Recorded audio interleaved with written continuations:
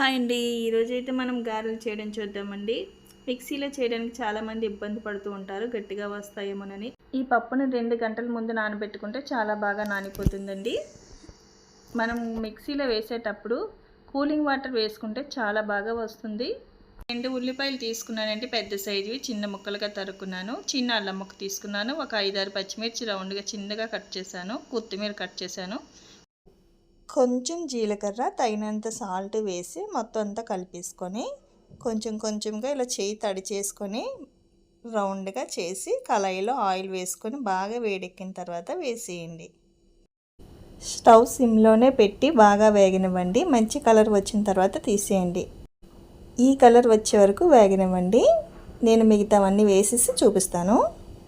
నేను చేసిన ఈ సింపుల్ రెసిపీకి మీ అభిప్రాయాన్ని నాకు తెలియజేస్తానని అనుకుంటున్నాను. నచ్చితే లైక్ చేయండి, సబ్స్క్రైబ్ చేసుకోండి, బెల్ ఐకాన్ ఆన్లో ఉంచుకోండి. Thanks for watching.